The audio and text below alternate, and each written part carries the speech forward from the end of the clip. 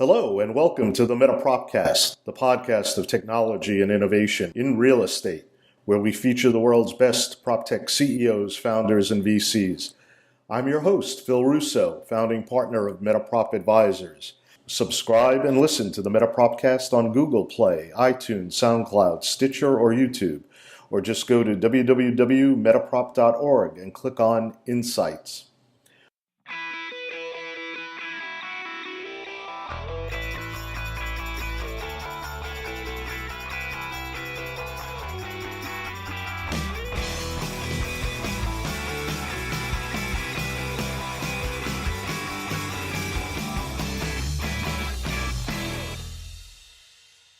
It's Thursday, May 17th, 2018, and we're speaking with Enrico Sanna, co-founder and CEO of Fora. Enrico, good morning, or should I say good afternoon, as you're in London. Good afternoon. Good afternoon, Philip. Tell us, Enrico, what is Fora? Fora is a workspace provider. It is a platform that buys, develops, designs, and operates co-working sites in central London. We currently have 500,000 square feet of freehold in London, and I want to stress this concept of being both owners and operators of real estate, because I think it not only is one of our differentiators vis-a-vis many of our competitors, but it allows us to do a number of things differently than other competitors, which I'm happy to explain more of as we progress our conversation. Sounds interesting. For full disclosure, the MetaProp Bridge program, which brings EMEA PropTech startups to the US, is located in one of your spaces in London. Our search for the right temporary space for our new program led us to Fora as the best choice. How do your users usually come to Fora? So if you look at the current sites we have and the composition of those residents, that's how we call them. We call our clients residents. It's the great majority of them come directly. Over 70% of our residents are directly, and within the direct channel, you have two acquisition methods. One is through advertising via various digital channels, and then a lot of it through referrals and growth of the companies within our network, which is great because obviously it speaks highly about the value proposition and what we offer to existing clients, that they feel compelled enough to bring referrals to us. And it's nice because you see companies that started with 5 people growing to 30, 40, 50, and doing some amazing stuff. And really Fora is all about giving a great place to focus and concentrate on your business and growing your business. So it's nice to see that coming through the data. The remaining 30% comes from agents and brokers. We have a relationship with all the major real estate agents and the online brokers in London, and they provide a healthy level of flow and leads to our business. And in looking at your site and other material about your company, it seems that aesthetics in your spaces are very important. Are there other underlying qualities that differentiate Fora from its many flex space competitors? Absolutely. Let me say that I'm glad, Philip, that you picked up on the aesthetics, because it is definitely the first impression that we make as you walk into one of our spaces. We have won a number of awards as best co-working spaces in London on our various sites, and I'm pleased that people recognize the effort that we put in designing these workspaces. I alluded earlier that the fact that we are freeholder really has an impact on our design, because we think about design by putting the residents, our clients, at the center of the building, and then building the space around their needs.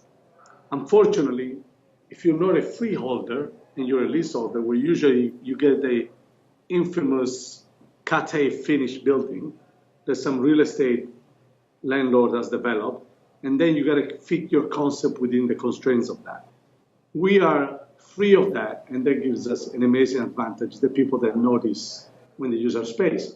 By the way, from simple things such as our ability to provide our M&E strategy, so fresh air, cooling, heating, all of the stuff is done according to the density of a co-working site, which is much higher than a traditional office, all the way to how many elevators and what capacity in the elevators so that you can move people in and out.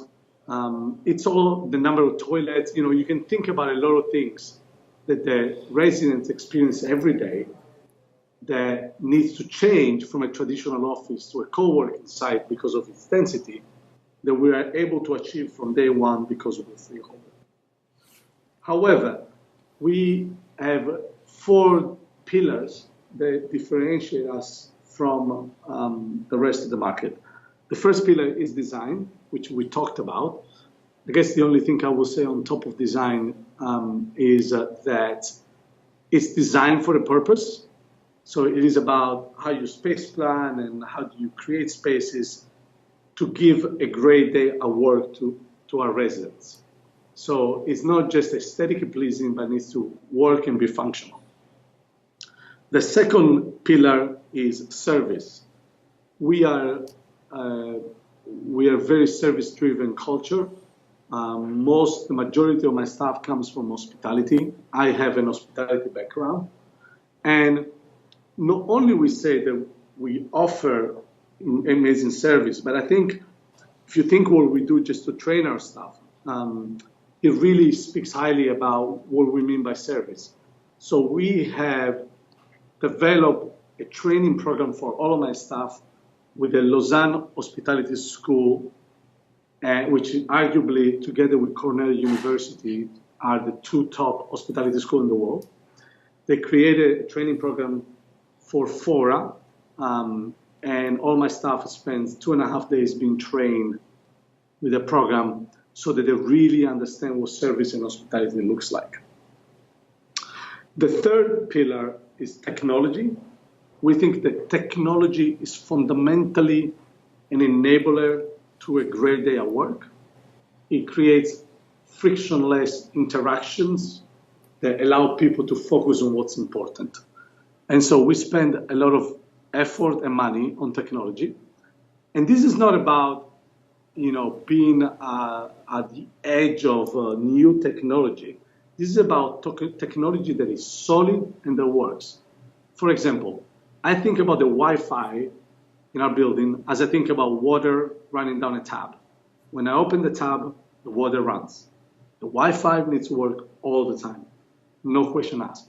But we invest in a lot of proprietary technology, from the way we study how the space, all the way to how we deliver our superior customer proposition to our clients via the use of technology. And it's really the center of how we think about the workspace. I'll give you an example. As you probably know, one of the biggest concerns that people have around co-working is privacy and noise. So we have discovered a company that we found in the US. They create these amazing little speakers. They're noise canceling speakers that we place all over our buildings and really make a huge difference in noise transfer within our spaces. So we never, ever get a complaint about noise in our building. When it comes to security, we have no keys in our building. Everything is done through an electronic platform, so we know exactly who's in and out. And more importantly, when somebody leaves us as a resident, that we can cancel them out of the building without being worried that they might come back, right? And all the security that would entail to the next people that move in. So we see the technology as a key element of this. I personally sit also on the board of a PropTech VC fund called Concrete. And that's, again, is because we're really, really interested in the PropTech that is coming out, which I think is very exciting. and how we can use that technology in our buildings. The fourth pillar is what we call network. Some people use the word community. I'm not a huge fan of that word per se, but it's very similar. In other words, you want people to feel that inside our space, they're comfortable, they can network, they can really focus on making the right connections with the people here to grow their businesses. And beyond, one of the things we do that is different from, I think, for the majority of the people, I have an entire department basically that spends all of its time understanding our residents, understanding their needs, understanding how we could connect people across a platform to help each other. And the soft introduction, we think, is very powerful and goes beyond the simple introduction that you might get from a LinkedIn tool. Well, that certainly sounds like you're infusing technology into every aspect of your property. It's very interesting. In general, in London, how would you compare it to other major cities in the conception and use of co-working or flex space? Is it growing rapidly, or is it about the same as everywhere else? I would argue that this is the most competitive co-working market in the world, period.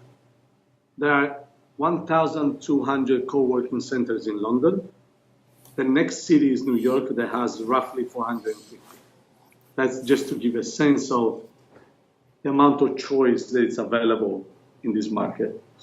We have all the 800-pound gorillas that you can think of. WeWork, for example, is the largest occupier across all of London today. We have the Office Group, which was recently acquired by Blackstone, that's got over 1 million square feet of space. We have plenty of Regus spaces. I mean, you name it. Anybody who has a co-working site abroad also has a plan to open in London. So this is by far the most competitive market, and it's a bit the same thing. I used to be executive chairman of a large hotel in Las Vegas, and there are a lot of comparisons you can draw on that, because Las Vegas is probably the most competitive hotel market in the world, and nobody needs another 1,000, 2,000, 10,000 room in Las Vegas. There are plenty of them. And yet, when our property, we were able to open a property and put it on the map in a very competitive place because of the things we were doing. So it is highly competitive, but I think there is still room to differentiate yourself. Wow, that does sound like a challenging landscape. Overall, in London and beyond, what is the growth landscape looking like for Fora? How do you deal with all that competition? I will say that today we are recognized across the London market as the premium co-working provider. I think there is plenty of room for the model to continue to grow, because a lot of the market tends to be very similar, and we are highly differentiated. So I think there is clearly opportunity here to grow in a sector that on its own in London is growing about 11-12% a year.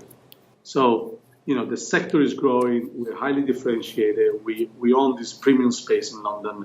So I think there's plenty we can do just in London, and it's all about making sure that we're in the right location, the right buildings, that we're providing, continue to provide what the customers are asking for, because as a premium provider, you are charging a premium vis-a-vis the market, and so you got to make sure you deliver on the value exchange and you provide the customers with what they're asking for.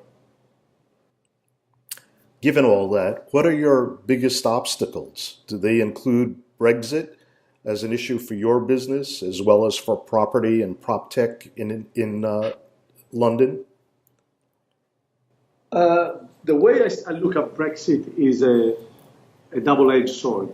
On one side, people will argue that Brexit brings lots of uncertainty, and as a result, our model, which provides flexibility, is a better solution in a time of uncertainty.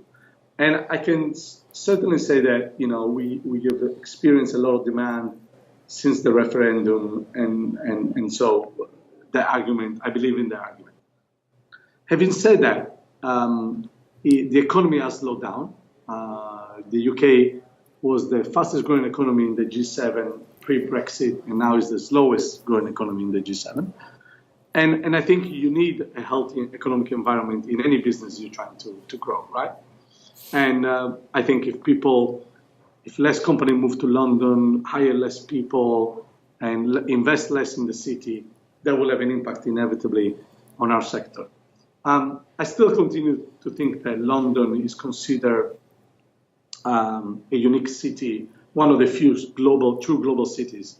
And I think capital continues to come to London. So Brexit for London means a different thing than Brexit for the UK, in my view. And so there'll be still some bumps on the road. We do hope that there is a smooth exit or a soft Brexit, and we continue to have economic ties with the European Union for a number of reasons, including the need to attract talent into London. So I'm hopeful that it won't become a major Armageddon, but it's certainly the jury is still out on how exactly it will play out at the end of the period. You are listening to the MetaPropCast, the podcast of global PropTech innovation. The MetaPropCast is a production of MetaProp, the global nexus of real estate and technology. Subscribe and listen to the MetaPropCast on Google Play, iTunes, SoundCloud, Stitcher, or YouTube, or just go to www.metaprop.org and click on Insights. We're continuing our conversation with Enrico Sanna, co-founder and CEO of Fora. Enrico, you came out of MIT with an MBA and spent a number of years in various positions with Deutsche Bank. How did you get into PropTech entrepreneurism? Well, if you go to MIT, you're in love with technology and entrepreneurship. I think, I've always been in love with those two things, and for a number of reasons in my life, I ended up working for a large corporate and doing very well in it. So it was always a question of when I was going to start my own business rather than if. I think what happened with co-working and my previous experience in hospitality is that I saw a massive gap to bring service, humanity, quality to the workspace. I mean, if you think about the workspace, it hasn't really changed for the past 100 years. And technology companies have led the way by the likes of Google's, Amazon, and Apple, by changing the way that people work and their offices. But the rest of the market is still way behind. So I thought it was an amazing sector that was ready for transformation and a structural shift. And given my experience and given my passion, I could really apply and make a difference. And so Fora is the combination of all the thinking and all the experiences coming together to deliver this unique premium co-working site. And what surprised you as you've grown Fora as a business? I will say that the biggest surprise, the biggest moment of happiness is when we started Fora. I always say we were in a lab. There was 5 of us in a small office with no air conditioning on a top floor of a Soho building.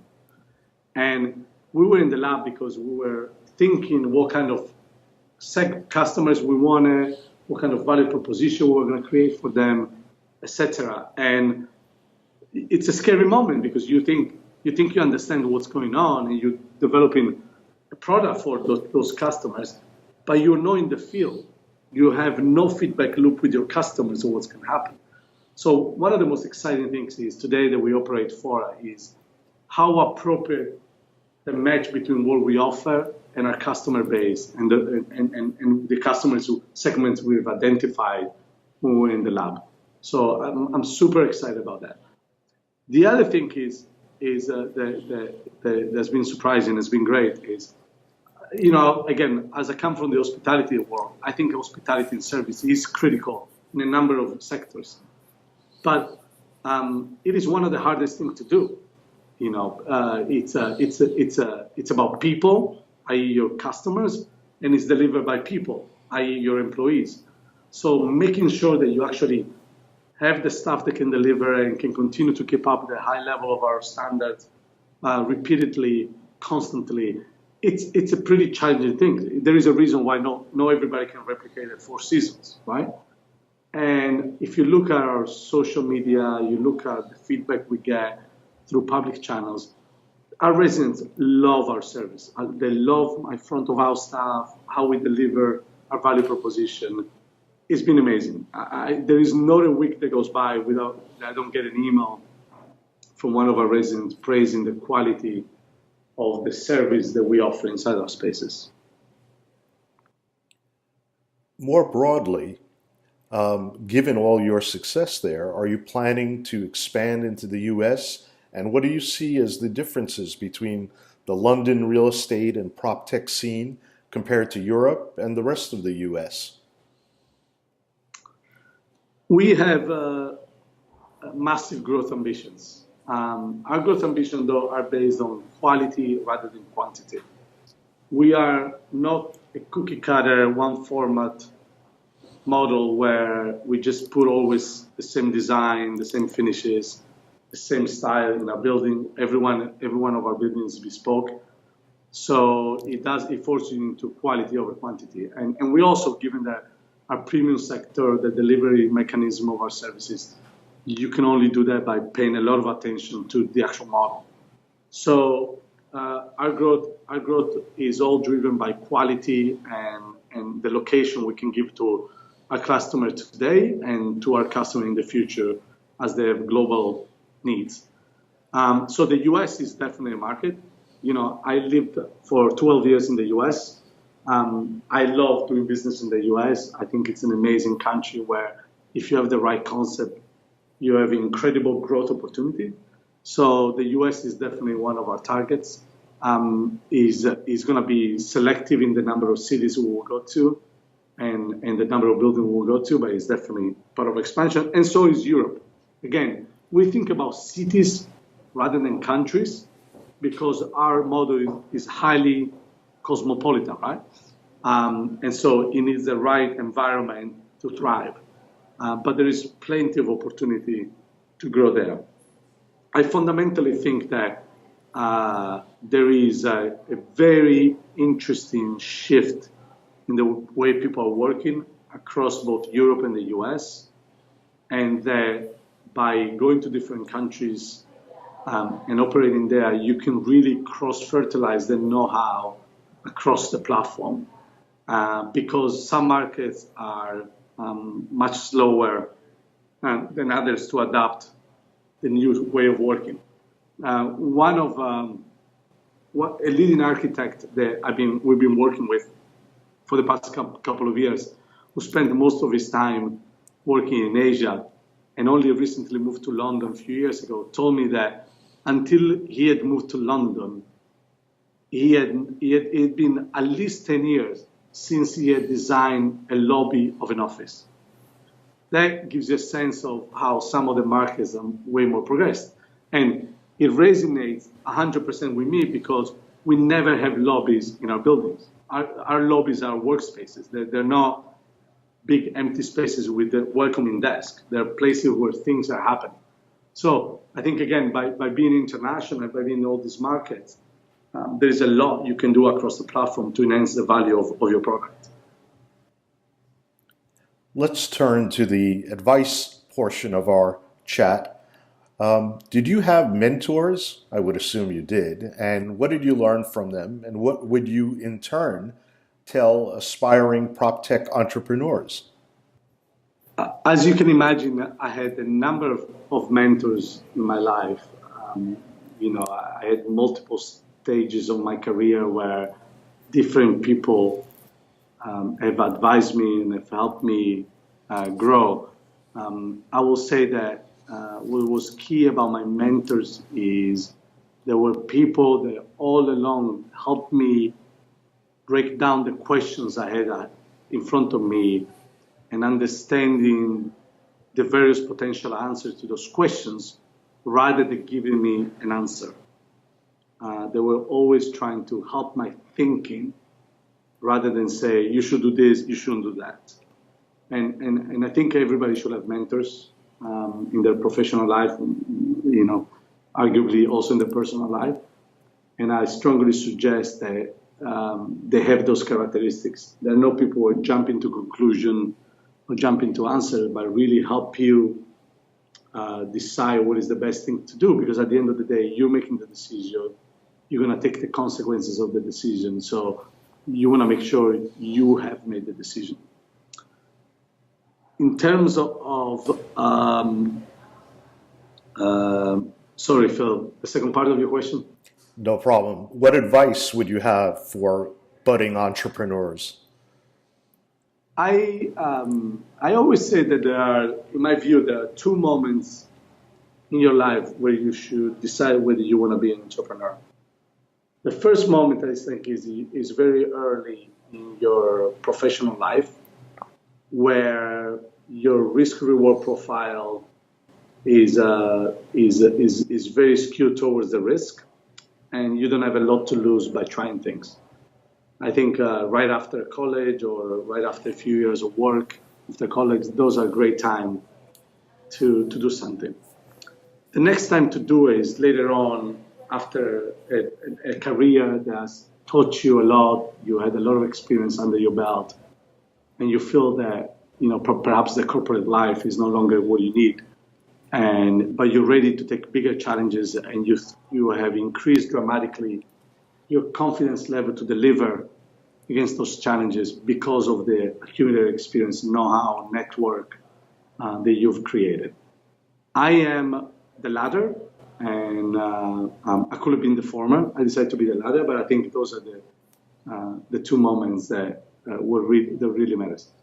I will say on top of that you want to do something that you really have deep convictions in it. Don't do something for the money only. Don't do something because you think it's a quick flip of an idea. I think fundamentally during a normal entrepreneurship journey, there are a lot of ups, but there are a lot of downs. And during those downs, you really, really need to have conviction that what you're doing is worth your time and the risk you're taking. Otherwise, after a few of those downs, you'll have a hard time continuing your entrepreneurial career. For whatever it's worth, I spent the first 20 years of my career in the corporate world. I've then switched in the past few years by being an entrepreneur. And the one thing I always say to people who ask me whether I will go back to corporate life, my answer is definitely no. Fora is doing very well, and I'm glad it's doing well. But if Fora wasn't doing this well, I will still be thinking about the next entrepreneurial opportunity. Enrico, that is one of the most interesting and complete answers I've ever heard of the journey from mentor to prop tech entrepreneur or entrepreneurism in general. Thank you. And I want to thank our guest today, Enrico Sanna, co-founder and CEO of Fora. You have been listening to the MetaPropCast, the podcast of global prop tech innovation. I'm your host, Phil Russo. Thank you for listening, and join us again for the next, the MetaPropCast.